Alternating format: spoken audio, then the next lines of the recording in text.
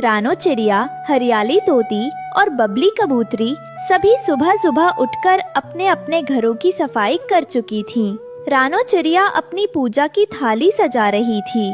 हे करवा माता, आज का दिन बिना किसी परेशानी के गुजर जाए। मेरे साथ साथ जंगल की सभी बहनों का व्रत सफल हो। तभी वहाँ कालू कौआ आता है, जिसके मुंह में एक बड़ा सा फल था। वह रानो को काम करते देखता है। अरे रानो, आज सुबह सुबह इतनी मेहनत, आज तो तुम सब भूखी रहोगी। कालू भैया, आज करवा चौथ है। ये सिर्फ भूख का नहीं, प्यार और विश्वास का व्रत है। प्यार? अरे प्यार तो पेट भर कर भी किया जा सकता है। मैं तो चला पेट भरने। कालू कौआ जोर से हंसता हुआ अपनी डाल पर बैठकर फल खाने लगता है। गोरी कौवी, कालू की पत्नी, चुपचाप अपने घोंसले के एक कोने में बैठी थी। उसने भी व्रत रखा था, लेकिन कालू के सामने कुछ कह नहीं रही थी। कालू फल खाकर आता है।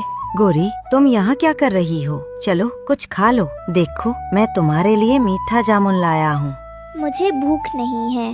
भूख नहीं है? या तुम भी इन पागल पक्षियों की तरह भूखी रहने का नाटक कर रही हो? मैंने आपके लिए व्रत रखा है।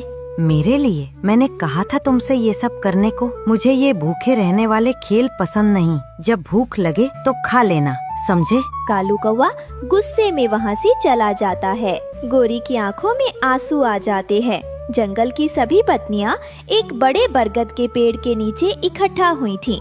रानो चिड़िया सबके हाथों में मेहंदी लगा रही थी। तोती और कबूतरी मिलकर करवा चौथ के गीत गा रही थीं। आज सजना के लिए चांद आएगा ज़मीं पर। गोरी बहन, तुम इतनी चुप क्यों हो? देखो, तुम्हारी मेहंदी का रंग कितना गहरा चढ़ेगा। कालू भैया तुमसे बहुत प्यार करते हैं। हाँ रानो, वो करते हैं, बस जताते नहीं। सभी सहेलियां एक दूसरे को अपनी शादी की कहानियां सुना रही थी। कालू कौवा दूर एक डाल पर बैठा ये सब देख रहा था। दिन ढल रहा था।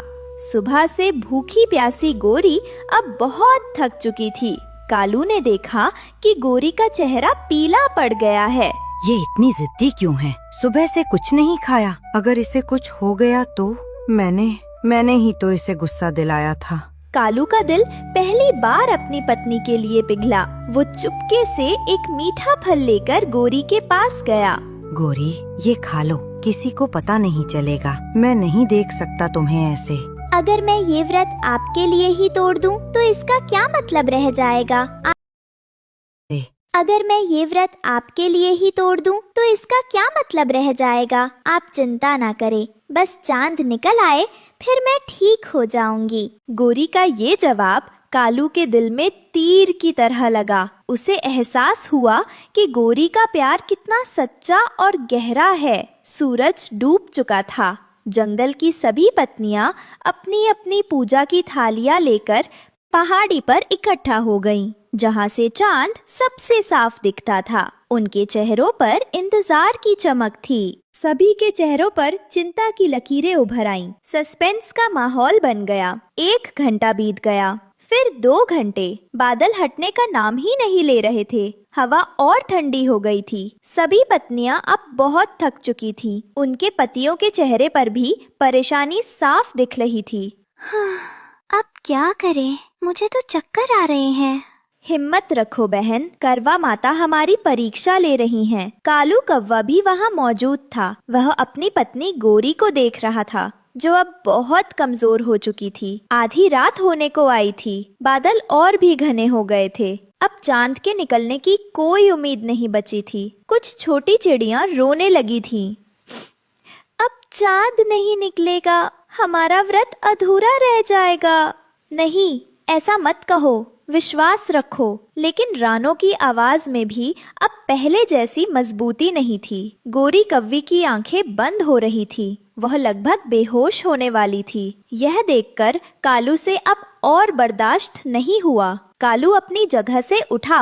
बस, बहुत हुआ इंतजार। सभी पक्षी उसे हैरानी से देखने लगे। कालू सीधे जंगल के सभी पतियों के पास गया। तोता, कबूतर और बाकी सब। क्या हम सब ऐसे ही अपनी पत्नियों को कमजोर होते हुए देखते रहेंगे? पर हम कर भी क्या सकते हैं कालू, हम बादलों को तो हटा नहीं सकते। सही कहा, हम बादलों को हटा नहीं सकते, लेकिन हम बादलों के पार तो जा सकते हैं। बादलों के पार? तुम्हारा मतलब क्या है? मेरा मतलब है, अगर चांद हम तक नहीं आ सकता तो हम चांद तक जाएंगे। कालू की आंखों में एक पागलपन जैसा जुनून था, लेकिन वो जुनून प्यार से भरा था। शुरू में किसी को भी कालू की बात समझ नहीं आई, लेकिन जब कालू ने अपना पूरा प्लान समझाया तो सभी की आंखों में एक नई चमक आ गई।